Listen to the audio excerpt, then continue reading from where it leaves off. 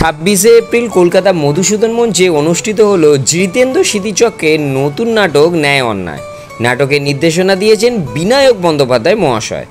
রহস্য ও রোমাঞ্চকরের এক অসাধারণ গল্প রয়েছে এই নাটকে। প্রথম দিনই প্রচুর মানুষ আসেন এই সুন্দর নাটকটি দেখার জন্য।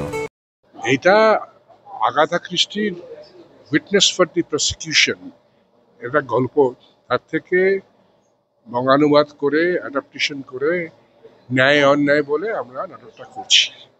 এটা একটা ক্রাইম থ্রিলার। আগাথা ক্রিস্টির লেখা যখন বুঝতেই পারছেন খুব ইন্টারেস্টিং, সেটাই এখন হচ্ছে। ভালো নাটক হলে এখনো যে দর্শক হয় সেটা তো আমরা দেখতেই পাচ্ছি। ইদানিং কিছু কিছু নাটক দেখবেন প্রচুর ভিড় হচ্ছে, দর্শক আসছেও। হ্যাঁ, এই কথা সত্যি যে মুভি বা ওটিটি প্ল্যাটফর্ম এখন প্রচুর হয়ে গেছে, তো ন্যাচারালি মানুষের দেখারও অনেক সুবিধা বেশি আছে, বাড়িতে বসে দেখে নিতে পারছে। সেই হিসেবে কিছু তো ডাইভার্সন হয়েইছে, কিছু দর্শক তো দিকে গেছে। তবে আমরা নাট্যকর্মী হিসেবে এখনো মনে করি যদি সত্যিই ভালো নাটক করা যায় তাহলে বোধহয় লোকজন এখনো আসে। 2 মাসের উপরে টানা রিহার্সাল চলছে অবন্তি। আজকে প্রথম শো, অবশ্যই আবার বলি আবার ভীষণ থ্রিল।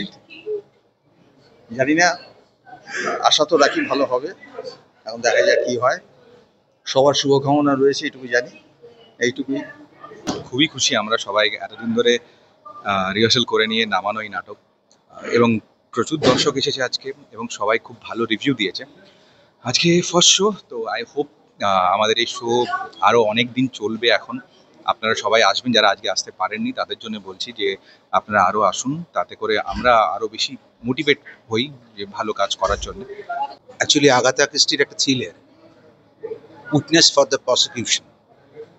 উইটনেস ফর দ্য প্রসিকিউশনে যে নাটকটা মূল নাটকে সেখানেই আছে। মানে ধরুন, যে আততায়ী, যে অপরাধী, কেমন করে প্রসিকিউশনের কায়দায় সে ছাড়া পেয়ে যায়, মানে এরকম একটি গল্প নিয়েই আমাদের এই ন্যায় অন্যায় নাটক। সেই কারণেই বলছি ন্যায় এবং অন্যায়।